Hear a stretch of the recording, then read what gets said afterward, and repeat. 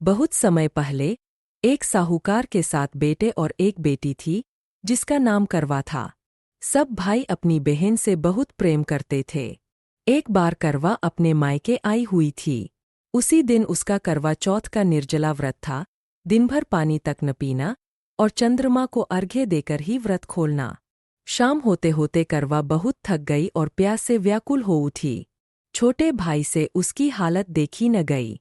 उसने पीपल के पेड़ पर एक दीपक जलाकर छलनी ओट में रख दिया ताकि दूर से ऐसा लगे कि चांद निकल आया है। बहन को दिखाकर कहा, देखो, चांद निकल आया है, तुम व्रत खोल लो। बहन ने विश्वास कर लिया। उसने चांद समझकर अर्घ्य दिया और व्रत खोल लिया। व्रत भंग होते ही अशुभ फल सामने आया। कहते हैं उसी के बाद उसके पति पर संकट आ गया। वह गंभीर रूप से बीमार पड़े, अकाल मृत्यु हो गई। विभिन्न परंपराओं में कथा का यह भाग भिन्न मिलता है।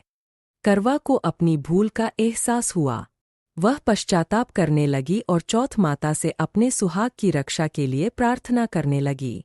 अगले कई महीनों तक वह प्रत्येक चौथ को नियमपूर्वक व्रत रखती रही। सुईनुमा घास बतोरती और आने वाली भाभियों को विनयपूर्वक अपनी जैसी सुहागन बनाने का आशीर्वाद मांगती। एक एक कर सभी भाभियां आईं और आगे वाली से आशीर्वाद लेने को कहकर चली गईं। अंततः सबसे छोटी भाभी आई, वही जिसके पति सबसे छोटे भाई के कारण उसके व्रत में धोखा हुआ था। परंपरा के अनुसार उसी के हाथ में शक्ति थी कि वह करवा का सुहाग लौटा सके। करवा ने विनती की, मुझे अपनी जैसी सुहागन बना दीजिए। तब छोटी भाभी ने उसे करवा चौथ का पूर्ण विधान करवाया। 16 श्रृंगार, नियमपूर्वक पूजा, दीप, कथा श्रवण, चंद्र दर्शन और अर्घ्य के साथ अतल संकल्प। करवा ने श्रद्धा, नियम और सच्चे पश्चाताप के साथ व्रत पूरा किया। प्रसन्न होकर चौथ माता ने करवा का सुहाग लौटा दिया। उसके पति को दीर्घायु का आशीर्वाद मिला। तब से करवा चौथ का व्रत सुहागिनें नियम और श्रद्धा से करती है और करवा माता से अपने सुहाग की रक्षा की प्रार्थना करती है। कथा का दूसरा प्रचलित रूप। करवा नाम की एक पतिव्रता स्त्री अपने पति के साथ तुंगभद्रा नदी के किनारे रहती थी। एक दिन स्नान करते हुए मगरमच्छ ने उसके पति को पकड़ लिया। करवा ने अपने सतीत्व बल से एक कच्चे धागे में मगर को बांधा और यमराज के पास जा पहुंची। उसने यम से कहा, मेरे पति को जीवन दो और मगर को दंड।